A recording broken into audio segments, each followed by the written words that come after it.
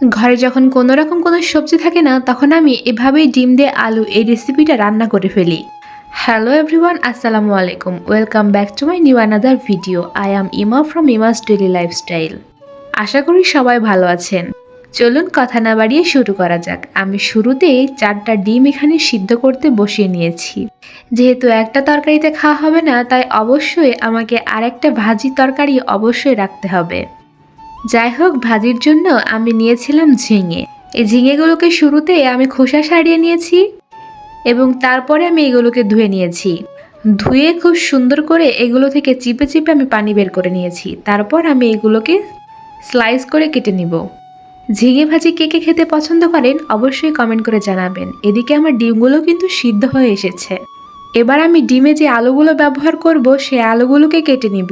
আমি আগে থেকে আলুগুলোর খোসা ছাড়িয়ে নিয়েছি। আমি এখানে মিডিয়াম সাইজের মোট 3টা আলু ব্যবহার করেছিলাম।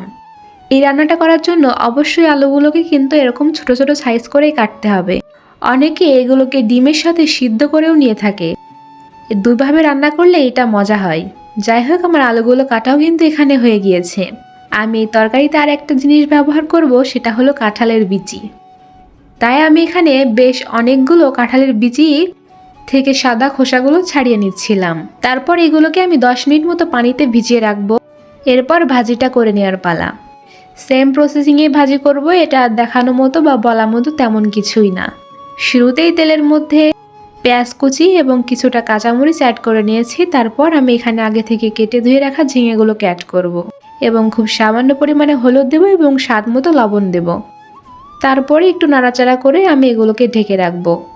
এই পাশে ভাজিটা হতে থাক, এবার আমি তরকারিটা রান্না শুরু করি। তেলের মধ্যে আগে থেকে আমি 2টা গোটা দারচিনি ব্যবহার করেছিলাম। তারপর বেশ কয়েকটা পেঁয়াজ কুচি ব্যবহার করেছি। এই পেঁয়াজ কুচিগুলো একটু লালচে হয়ে গেলে এখানে আমি সামান্য পরিমাণে এলাচ আর লবঙ্গ ব্যবহার করব। তারপর এটাকেও খুব ভালো মতো একটু ভেজে নিব।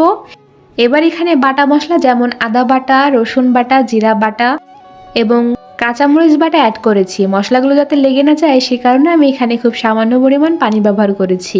তারপর খুব ভালোভাবে আমি এই মশলাগুলোকে কষিয়ে নিব।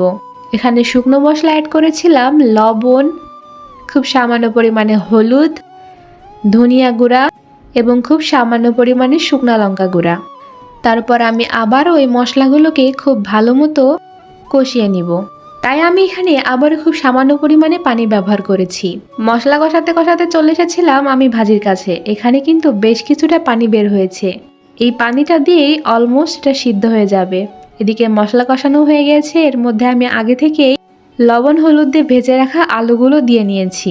এবার খুব সুন্দর করে আলুগুলোকে মশলার সাথে মিশিয়ে নিতে হবে এবং আমি খুব সামান্য পরিমাণ পানি ব্যবহার করেছি যাতে এই আলুগুলোকে খুব সুন্দরভাবে কষানো যায়। যখন এই পানিটা শুকিয়ে আসবে তখন আমি এর মধ্যে ব্যবহার করব সেই কাঁঠালের বিচিগুলো। তারপর আবারও কিছুক্ষণ নাড়াচাড়া করে আমি এখানে ঢাকনা দিয়ে রাখবো। ঢাকনা উঠিয়ে দেখতে পাচ্ছি যে এখানে পানি কিন্তু অলমোস্ট শুকিয়ে গিয়েছে। তারপর আবার খুব সুন্দরভাবে নাড়াচাড়া করে নিচ্ছিলাম। এদিকে আমার ভাজিটাও কিন্তু অলমোস্ট হয়ে এসেছে। এই ভাজিটা হতে আর খুব বেশি সময় লাগবে না। বারবার করে নাড়তে হবে, না হলে নিচে কিন্তু লেগে যেতে পারে।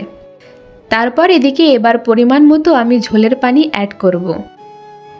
এর আগে এর মধ্যে আমি আগে থেকে লবণ হলুদ দিয়ে ভেজে রাখা ডিমগুলো ব্যবহার করে নিয়েছি। তারপর আবার খুব সুন্দরভাবে নাড়াচাড়া করে এখানে ঝোলের পানি অ্যাড করে দিব। এই তো আমার ভাজিটাও কমপ্লিট এবং এই পানিটা শুকিয়ে গেলে কিন্তু আমার তরকারিটাও কমপ্লিট হয়ে যাবে। যাই হোক, ভিডিওটি কেমন লাগলো অবশ্যই জানাবেন। লাইক কমেন্ট শেয়ার করতে ভুলবেন না। আজকে এই পর্যন্তই, টাটা।